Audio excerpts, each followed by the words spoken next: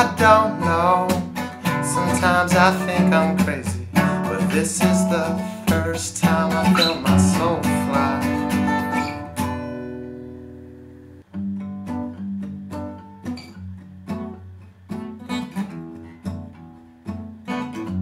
Sailing. A year and a half ago, none of us had ever done it. But just 2 months before arriving in Cabo San Lucas, we sold a bunch of our stuff, packed some bags, and left the harbor.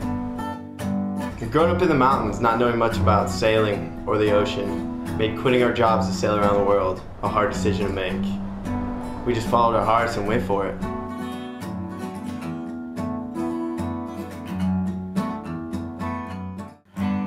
We knew sailing to Mexico was going to present many challenges, and we learned quickly to respect the ocean, because it humbles you fast.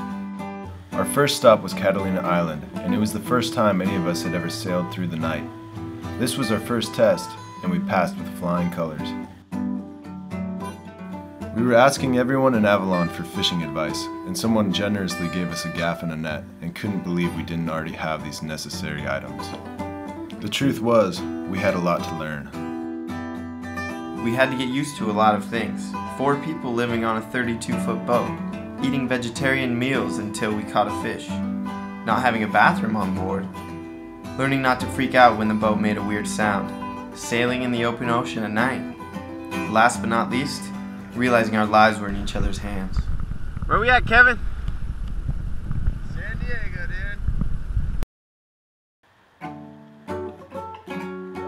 dude. We were able to spend time with friends in San Diego. It was great, but we were eager to get to a different culture with warmer water. We were ready for Mexico!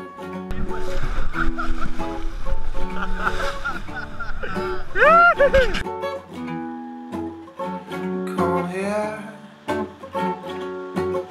I don't think that I could ever leave this ocean town. It is so beautiful. Know that I will always stay. This ocean life for me. Mexico! We finally made it to Mexico. We had to check in Ensenada. We weren't sure what to expect. We ran into problems right away. They won't let us to Mexico, man. We just rolled up in Ensenada and we got army boats, military boats with huge guns, smoke flares sending us out, and we looked on. Man, do you know what that helicopter's dragging? Can't tell. We looked on the binoculars and there's like 1,000 people lined up on the beach, like helicopters,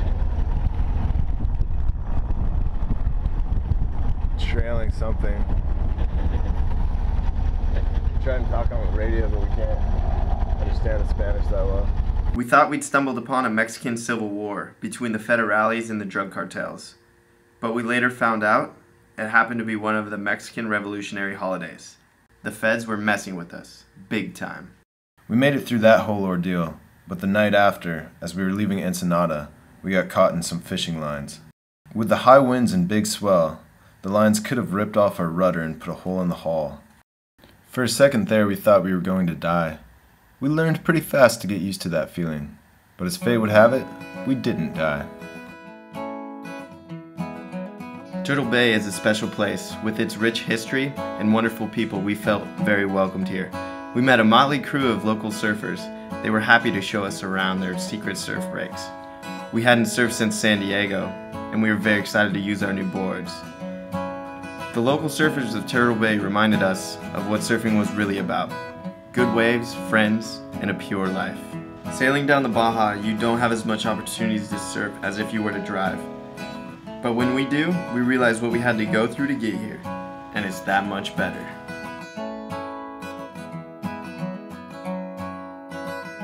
Turtle Bay! Mexicans know how to have a good time, and they took a loudspeaker and blasted music so that we could hear it at the break. After spending so much time surfing in Southern California, where the surf is crowded with overly aggressive types competing for waves, it was refreshing to have locals who actually wanted to see the tourists catch the best rides of the day. No one was ever trying to one-up each other or show off. They just wanted to get in the water and play in the waves, for the pure sake of having way too much fun. ¿Qué es eso? ¿Por qué te gusta surfear? Oh, es una buena vida. Desde niño, calmar. Good life. That's the best life. Sometimes with sailing and surfing, accidents happen. Being previous EMTs and wildland firefighters, we are able to help people when other medical assistance is a ways away.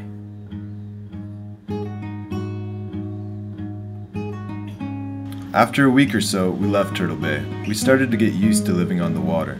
We learned to depend on the ocean for food, and we started to catch fish more frequently. We ate every part of the fish, and used the heads, tails, and bones for fish stock. With the big fish we caught, we even ate the hearts, which is a way of honoring and giving thanks for the fish. And it really reminds you of what this whole life thing is actually about. Oh my god. It's still pumping. Thank you, Lord. The next night, we hit our first storm. With 50-knot winds and 15-foot seas, we thought we were gonna die. As fate would have it, we didn't.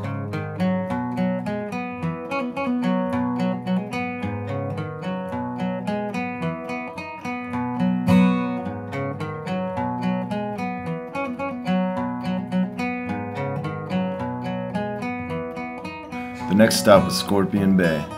It's one of the longest waves in the world. Just when you think it's done, it just keeps going.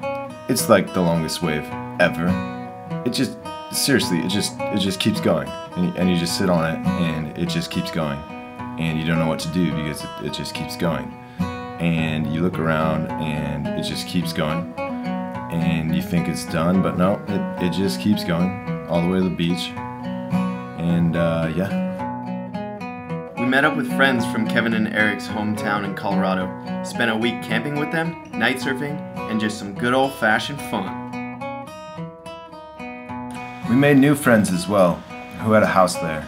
Jimbo told us that the people who go through the most trials and tribulations to get to Scorpion Bay get the best waves. I think he credited us for bringing in the swell and ending the 2-month-long recent flat spell in Scorpion Bay.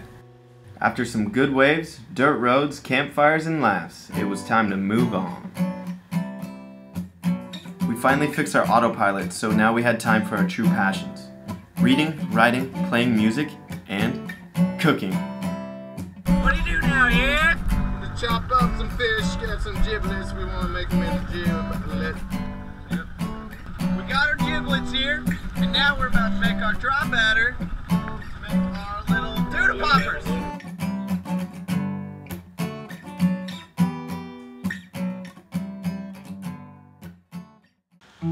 Cabo San Lucas was next, and after all the tiny towns and isolated beaches, we were ready to see an actual city. We couldn't have timed it better. We were there to celebrate the new year, and we weren't the only ones. Everyone in the world, we're in Cabo. We wanted to look our very best, so we combed our hair and put on the cleanest shirt we could find. The night was filled with celebrations. Most people focus on their New Year's resolutions, but we celebrated 2013, the best year of our lives so far.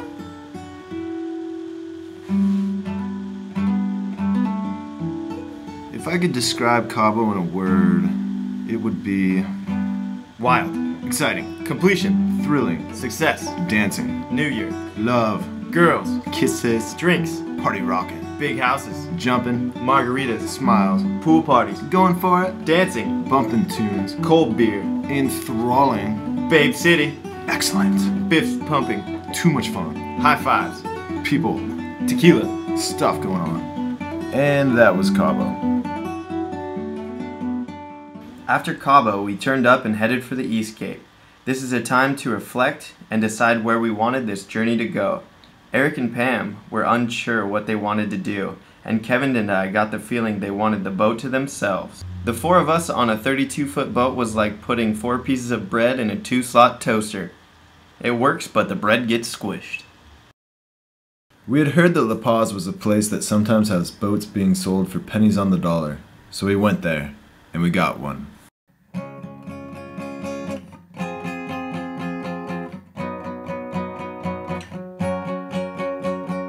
This is Destiny. She's my new baby girl. She needs a little work, a little loving. She's been neglected. But I'm about to give her all that she needs.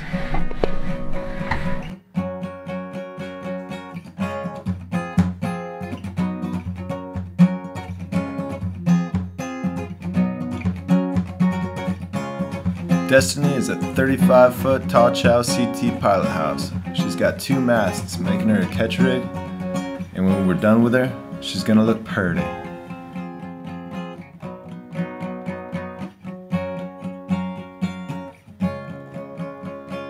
Bringing a 40-year-old boat back to life that has been neglected for years won't be an easy task. As a new phase of our journey ends, a new one is born.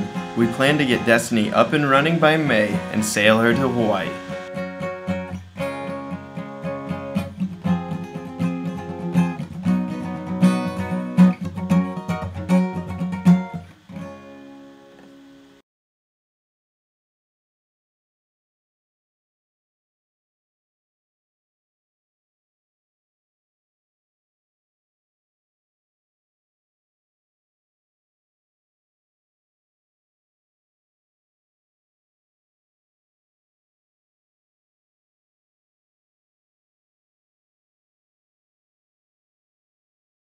These are 2 fresh tuna eyeballs. I'm pretty sure they're very rich in nutrients, minerals, very good for you. Make us strong.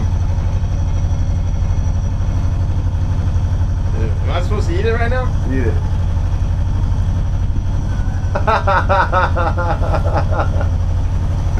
Alright.